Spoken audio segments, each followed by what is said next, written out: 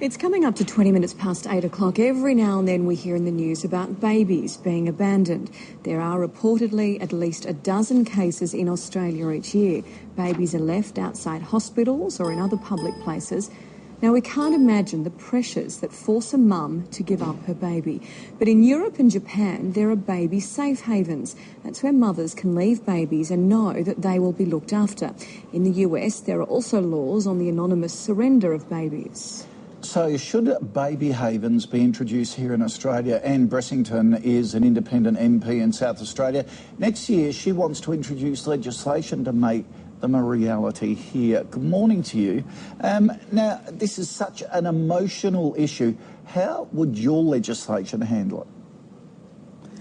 Well, this legislation will have baby safe havens installed in hospitals, in maternity wards and in some country hospitals. And it will allow a mother to relinquish a baby into one of these chutes so that the baby is kept comfortable. 10 seconds after the baby is put in there and the chute's closed, an alarm will go off and medical attention will be given to the baby. It will allow the mum 6 weeks to be able to reclaim the baby or any member of the family for adoption.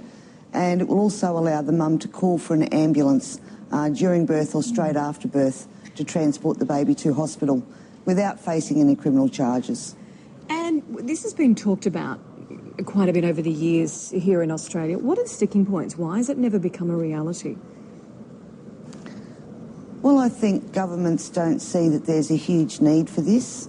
As you said, there's about 12 a year that we know of, and I just don't think that they see that as a huge demand. But my belief is one child that dies this way or is abandoned this way is one too many. Yeah. Look, you're getting enormous support, and I think we'd all agree that's a terrific idea, but some people would say that shouldn't we be looking at the reasons why mums are forced into this rather than just providing the safe haven? Oh, look, I agree that we've got to start talking to our kids, our daughters, about if this should happen, what their options are, what sort of support a family would give a young girl in this situation. There's a whole raft of issues that we need to deal with, but this is the end result. This is a baby that's born, a mother that's either too ashamed or isn't able to keep that baby and look after it and, you know, dumps it in a rubbish bin. There's got to be a better option. Well, I know that you're putting the legislation forward next year, so we will follow that, Anne, and see how it goes. Thanks for your time. Thank you. And also, if we can put up the number, if you need any help with personal problems, Lifeline is always the number to call. It's 13 11 14.